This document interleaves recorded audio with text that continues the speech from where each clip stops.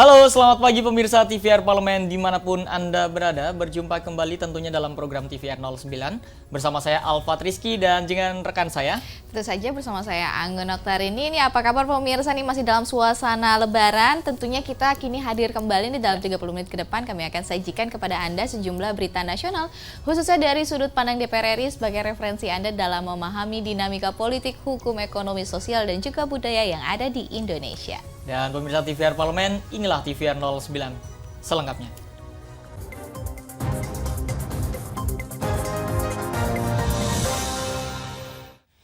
Pemirsa, DPR RI mengapresiasi kinerja Kejaksaan Agung dalam mengungkap kasus dugaan korupsi tambang timah ilegal. Dan juga selain mendesak penyelesaian kasus ini dengan tuntas, DPR RI meminta BUMN segera berbenah dengan mengimplementasikan prinsip good corporate governance di semua jajaran. DPR RI mengapresiasi kinerja Kejaksaan Agung dalam mengungkap kasus dugaan korupsi tambang timah ilegal. Selain mendesak penyelesaian kasus ini dengan tuntas, DPR RI meminta BUMN segera berbenah. Anggota Komisi 3 DPR RI Dipo Nusantara Puaupa menyampaikan apresiasi kepada Kejaksaan Agung yang telah mengungkap kasus dugaan tindak pidana korupsi dalam tata niaga komoditas timah. Dipo berharap terbongkarnya kasus tambang timah ilegal ini menjadi momentum untuk membongkar kasus-kasus besar lainnya. Kejaksaan Agung berani membongkar kasus ini dan kasusnya kita dengar juga sudah lama, pasti banyak melibatkan oknum-oknum aparat penegak hukum. Kita sangat apresiasi kinerja kejaksaan, terutama di bawah pimpinan Pak Ji Aing sekarang ini. Beliau tidak pandang bulu, perlu kita dukung langkah-langkah konkret ke depannya. Sementara itu, anggota Komisi 6 DPR RI Amin Aka meminta kasus korupsi PT Timah dapat dituntaskan secara transparan. Amin mendesak Kementerian BUMN untuk berbenah dan mengimplementasikan good corporate governance di seluruh jajarannya. Kita sangat berharap ini masalah timah dituntaskan, tentang dugaan penyelewengan IUP itu, pencabutan IUP, nanti menghidupkan kembali, bagaimana prosesnya juga harus dibuka secara transparan. Kementerian BUMN tentu ini harus segera berbenah dan menerapkan G itu jangan hanya menjadi jargon. Memilih pejabat benar-benar yang memiliki integritas, berani, jujur, punya kompetensi. Samuel dan Mario, TVR Parlemen, melaporkan. Pemirsa, kita beralih dari informasi mengenai Wakil Ketua Komisi 10 DPR RI Abdul Fikri Fakih mendesak bahwa pemerintah melakukan Kementerian Pendidikan dan Kebudayaan Riset dan Teknologi membentuk Satgas untuk tuntaskan kasus penipuan magang di luar negeri. Wakil Ketua Komisi 10 DPR RI Abdul Fikri Fakih mendesak pemerintah melalui Kementerian Pendidikan dan Kebudayaan Riset Teknologi membentuk Satgas untuk tuntaskan kasus penipuan magang di luar negeri. Menurut Abdul Fikri, pembentukan tim satuan tugas menjadi penting sebagai upaya penyelesaian masalah mahasiswa yang melakukan magang di luar negeri yang disebut sebagian kalangan merupakan bagian dari tindak pidana perdagangan orang. Harusnya ini ambil alih Kemendikbudristek, bikin tim mungkin, atau satgas atau apa, atau desk khusus. Kalau ini sudah lama, sudah 4 tahun ini, baru sekarang ini saja yang menjadi masalah. Dan masalahnya besar karena masuk ke ranah hukum, dilaporkannya ke polisi. Kalau semua urusan pendidikan lantas dipermasalahkan hukum, ini kan terlalu banyak nanti problematika pendidikan. Dan dilepas begitu saja, seperti Kementerian Pendidikan dan Kebudayaan tidak bertanggung jawab. Itu kan berarti keluarga mereka sendiri. Kalau ada kesalahan, kasih sanksi. Sanksinya sesuai dengan aturan Kemendikbudristek, mau diturunkan derajatnya atau apa, atau oknumnya kalau itu PNS diturunkan golongannya, atau guru besar lepas guru besarnya dan sebagainya. Dalam rapat kerja bersama Komisi 10 DPR RI, Mendikbudristek Nadiem Makarim menjelaskan program magang yang dilakukan sejumlah mahasiswa Indonesia di negara Jerman tidak bisa disebut magang.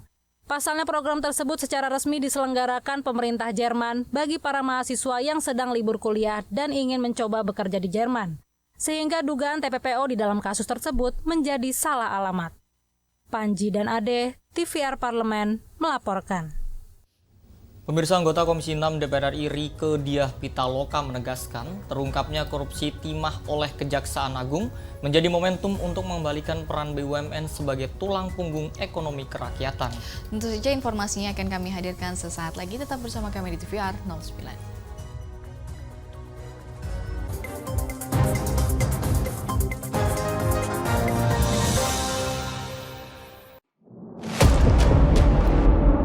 Sini ditambang, konflik yang terjadi, sini tidak mengizinkan. masalah yang tersisihkan menjadi kesenjangan sosial. Ya namanya rakyat kecil gak bisa apa-apa, mau komplain juga gak didengar. Sebab apa? Itu menyangkut isi perut kami semua. Bagaimana memutus keterbatasan untuk didengar? Jadi kalau misalnya masyarakat sudah merasa tidak lagi ada yang memperjuangkan aspirasinya, maka masyarakat memang sangat berhak untuk meminta dewan yang mewakili mereka di parlemen. Kami menyusuri batas-batas peristiwa, mengurai berbagai polemik yang terjadi, meluruhkan suara-suara marginal, menjadi nyata dalam setiap aspirasi, melaksanakan tugasnya sebagai wakil rakyat. Saksikan Aksi Dewan setiap hari Senin dan Rabu pukul 10.30 waktu Indonesia Barat, hanya di TVR Parlemen.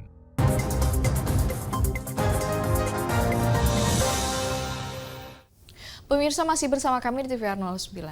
Menanggapi kasus korupsi tata niaga komoditas timah di wilayah izin usaha PT Timah, anggota Komisi 6 DPR RI mendorong dibentuknya panitia kerja guna mengusut kasus korupsi hingga ke akarnya. Menanggapi kasus korupsi tata niaga komoditas timah di wilayah izin usaha PT Timah, anggota Komisi 6 DPR RI mendorong dibentuknya panitia kerja guna mengusut kasus korupsi hingga ke akarnya. Anggota Komisi 6 DPR RI Rieke Diah Pitaloka menegaskan, terungkapnya korupsi timah oleh Kejaksaan Agung menjadi momentum untuk mengembalikan peran BUMN sebagai tulang punggung ekonomi kerakyatan.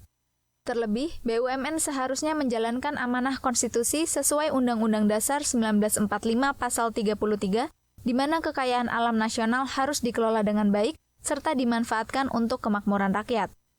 Langkah pertama, cekal semua yang ada dalam jalur jejaring itu, bukan mereka yang ada di permukaan beserta keluarganya. Saya mendukung untuk disisir juga keterlibatannya dengan TPPU atau tindak pidana pencucian uang dengan siapapun tanpa pandang bulu. Siapapun pejabat yang terlibat di level manapun, nanti kalau ada rapat kan ini nggak bisa, itu hanya berapa? Hanya 16 orang.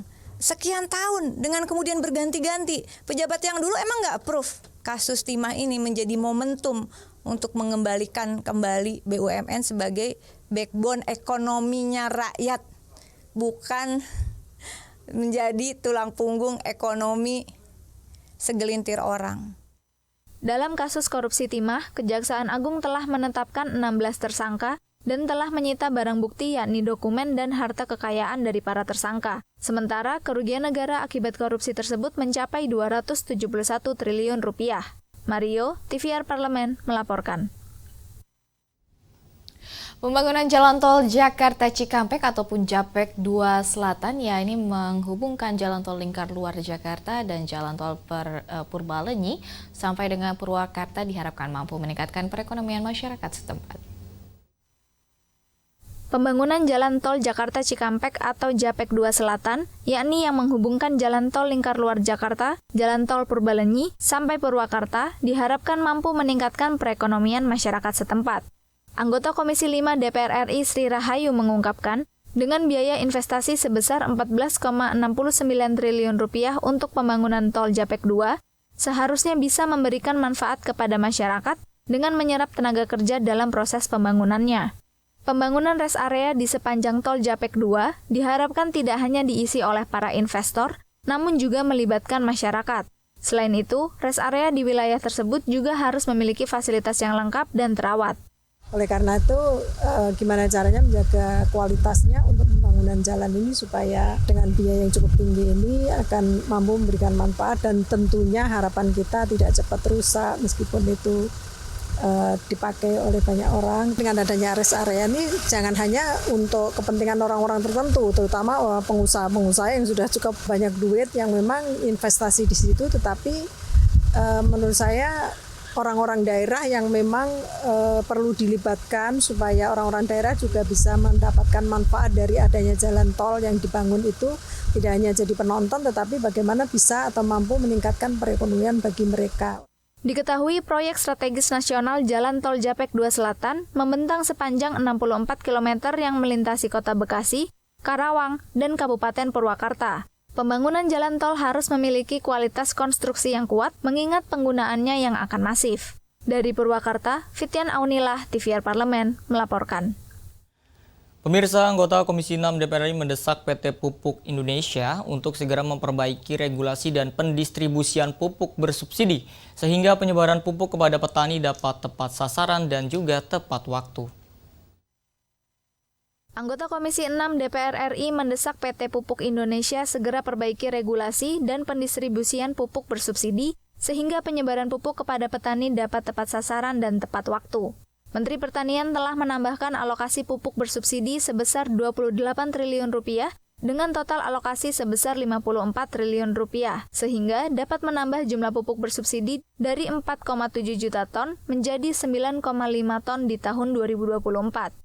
Anggota Komisi 6 DPR RI Muhammad Hussein mendorong PT Pupuk Indonesia untuk memperbaiki sistem distribusi pupuk bersubsidi sehingga dapat memberikan informasi yang jelas terkait persediaan dan alur distribusi kepada para petani. Ya, keterbukaan informasi ya semuanya dan juga memang keterbukaan sistem distribusi kepada masyarakat dan juga kepada stakeholder terkait. Paling tidak ini bisa menjelaskan kepada masyarakat dan juga masyarakat khususnya para petani bisa memantau langsung ini sudah ada di mana gitu. Selain pemerataan distribusi dan persediaan, anggota Komisi 6 DPR RI Lulu Nur Hamidah menghimbau PT Pupuk Indonesia agar menyesuaikan jadwal pendistribusian pupuk berdasarkan siklus tanam di Indonesia untuk meminimalisir keterlambatan pengiriman pupuk yang dapat mengganggu proses tanam dan kualitas hasil produksi tani Indonesia. Yang selama ini dikeluhkan bahwa pupuk itu datang pada saat petani ini sudah tidak memerlukan. Karena apa? Karena memang waktunya itu berbeda. Nah, mestinya kan Pupuk Indonesia itu udah tahu ya kapan kemudian masa tanam, kemudian kepada masa tanam, kapan waktunya pemupukan 1, pemupukan 2 dan seterusnya. Nah, ini kan mestinya pupuk itu sudah ada. Kalau telat aja satu tahapan akan mengganggu produktivitas. Ferdian dan Rian, TVR Parlemen melaporkan. Ya pemirsa, rapat paripurna DPR RI akhirnya menyetujui rancangan undang-undang daerah khususnya Jakarta untuk disahkan menjadi undang-undang. Meski demikian, pemindahan ibu kota ke IKN baru bisa dilakukan setelah aturan turunannya ini lengkap, serta keputusan Presiden telah diterbitkan. Tentunya informasinya akan kami hadirkan sesaat lagi, tetap bersama kami di TVR 09.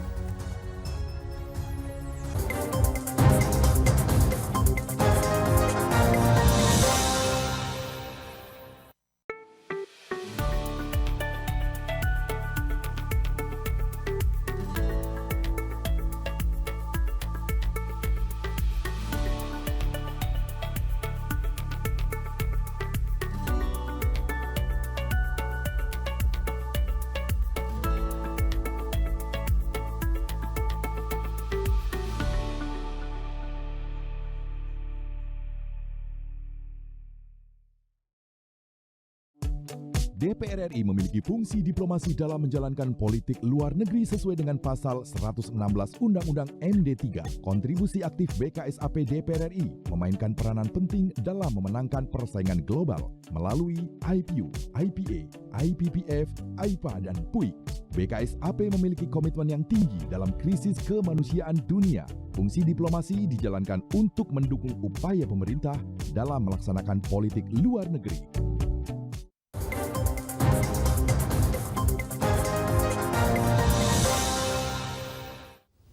Kembali bersama kami di TVR 09. Pemirsa, DPR dan pemerintah sepakat setelah tidak menjadi ibu kota negara, Jakarta harus tetap memiliki kekhususan sehingga bisa mengakselerasi pertumbuhan ekonomi dan meningkatkan kontribusi terhadap PDB Indonesia.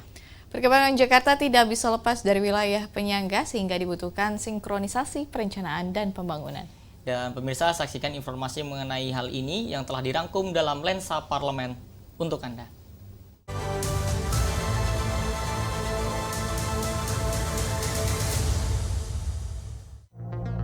Rapat paripurna DPR RI akhirnya menyetujui rancangan Undang-Undang Daerah Khusus Jakarta untuk disahkan menjadi undang-undang. Meski demikian, pemindahan ibu kota ke IKN baru bisa dilakukan setelah aturan turunannya lengkap serta keputusan Presiden telah diterbitkan. DPR dan pemerintah sepakat setelah tidak menjadi ibu kota negara, Jakarta harus tetap memiliki kekhususan. Perkembangan Jakarta tidak bisa lepas dari wilayah penyangga, sehingga dibutuhkan sinkronisasi perencanaan dan pembangunan. Oleh karenanya, kawasan aglomerasi dan dewan aglomerasi diperlukan untuk menangani masalah bersama di Jakarta dan sekitarnya, seperti banjir, kemacetan lalu lintas, polusi, dan penanganan sampah. Namun, perlu dipertegas bahwa tugas dewan aglomerasi hanya melakukan harmonisasi, sinkronisasi perencanaan, dan evaluasi, bukan untuk mengambil alih kewenangan pemerintah daerah. Pemerintah, DPR, dan DPD juga telah sepakat perlu ada masa transisi pemindahan agar Jakarta dapat merencanakan penyesuaian secara bertahap sembari menunggu pembangunan yang sedang berjalan di IKN. Substansi lain yang tidak kalah pentingnya yaitu Gubernur DKJ akan tetap dipilih rakyat secara langsung melalui proses pemilihan kepala daerah serta ketua Dewan Kawasan Aglomerasi akan ditunjuk oleh Presiden. Perbaikan definisi kawasan aglomerasi dan ketentuan mengenai penunjukan ketua dan anggota Dewan Aglomerasi oleh Presiden yang tata cara penunjukannya diatur dengan keputusan peraturan Presiden. Ketentuan mengenai gubernur dan wakil gubernur dipilih melalui mekanisme pemilihan. Penambahan alokasi dana paling sedikit 5% bagi kelurahan yang berasal dari APBD provinsi sesuai dengan beban kerja dan wilayah administratif yang wajib diperuntukkan untuk menyelesaikan masalah sosial kemasyarakatan. Masyarakat berharap kebijakan baru ini bisa membawa dampak yang baik bagi Jakarta. Memang butuh puluhan tahun bagi Jakarta untuk tidak lagi macet setelah ibu kota pindah. Namun, paling tidak, pemindahan ibu kota akan mempengaruhi pergerakan orang yang biasa berpusat ke Pulau Jawa, terutama Jakarta.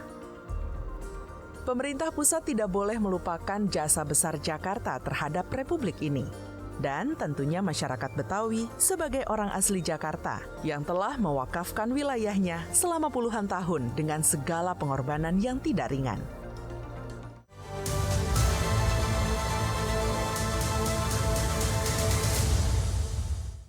Pemirsa, siapa yang tidak kenal dengan Gunung Rinjani? Nah, ini gunung aktif tertinggi kedua di Indonesia, ini memiliki pemandangan yang sangat indah. Namun tidak hanya itu, Angguni, Gunung Rinjani ini memiliki medan yang curam dan menantang, yang membuat gunung ini menjadi favorit bagi para pendaki tentunya. Lalu bagaimana rasanya untuk mendaki Gunung Rinjani ini? Nah, pemirsa jangan kemana-mana, kami akan sajikan kepada Anda, tetap bersama kami di TVR 09.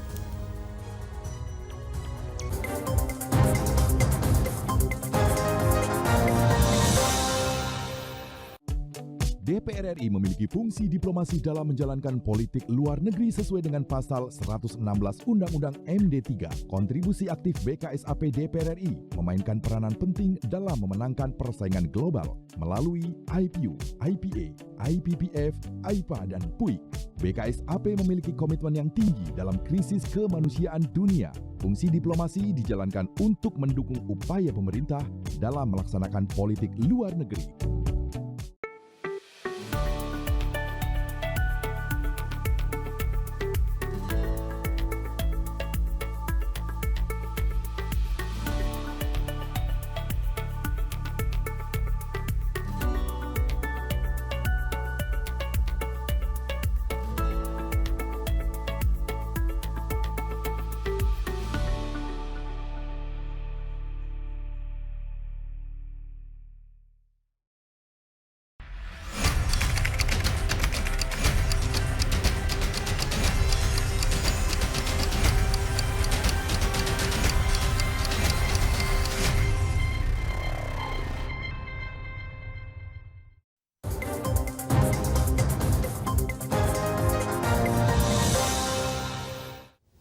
Ya, pemirsa masih bersama kami di TVR 09. Ya, Anggun dan juga pemirsa, bagi seorang pendaki nih, Gunung Rinjani tentu sangat difavoritkan dengan medan rute pendakian yang dilalui cukup menantang nih. Nah, terus di sini itu tidak hanya merasakan tantangan saat mendaki saja, ada kebanggaan tersendiri dalam mendaki Gunung Rinjani bagi para pendaki. Dan langsung saja pemirsa, mari kita saksikan keindahan Gunung Rinjani pada segmen Intips, Informasi dan Tips berikut ini.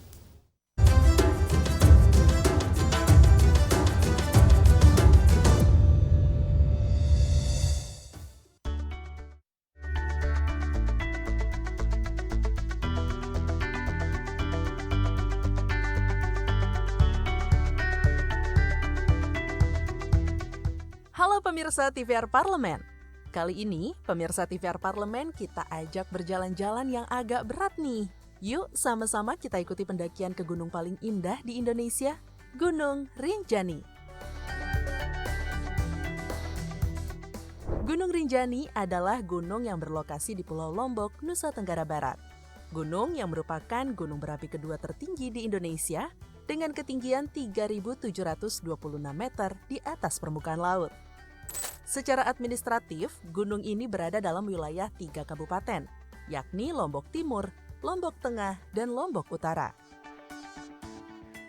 Ini merupakan gunung favorit bagi pendaki Indonesia karena keindahan pemandangannya.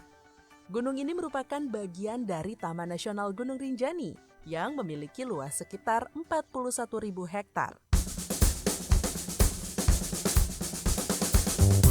Di sebelah barat kerucut Rinjani, terdapat kaldera dengan luas sekitar 11 km dengan kedalaman mencapai 230 meter, yang dikenal dengan nama Segara Anak. Bagi yang mendaki Gunung Rinjani, Segara Anak merupakan salah satu pemandangan yang paling menawan tiada duanya.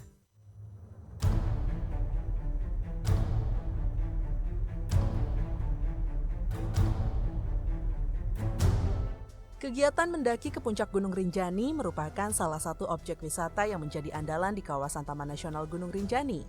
Gunung Rinjani dikenal sebagai gunung berapi yang masih aktif nomor 2 tertinggi di Indonesia.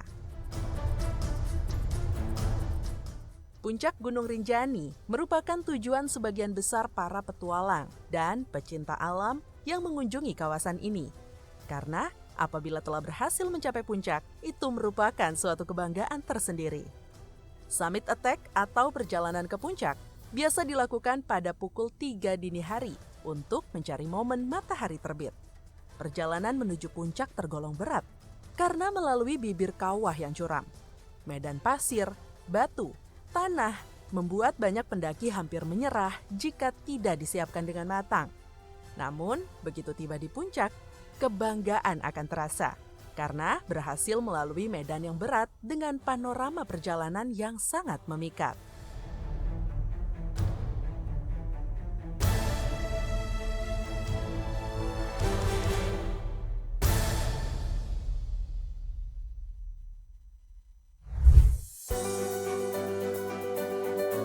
Rinjani disukai komunitas pencinta alam di seluruh Nusantara, bahkan dari seluruh penjuru dunia loh.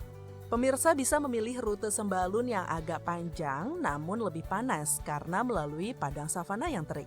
Makanya di Rinjani, krim penahan panas matahari sangat dibutuhkan. Jadi bagaimana nih pemirsa TVR Parlemen? Yuk semangat olahraga untuk bersiap mendaki gunung terindah di Indonesia, Gunung Rinjani.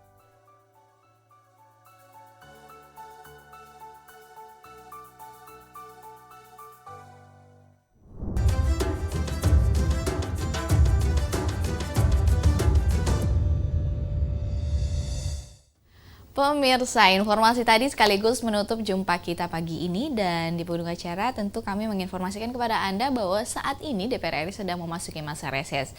Dan demi seluruh anggota, maksud kami di mana seluruh anggota Dewan kembali ke daerah pemilihannya masing-masing untuk melaksanakan fungsi representasi DPR RI.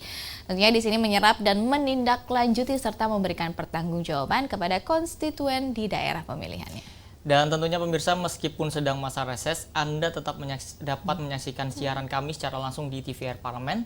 Tentu dapat Anda akses di tvrparlemen.dpr.go.id.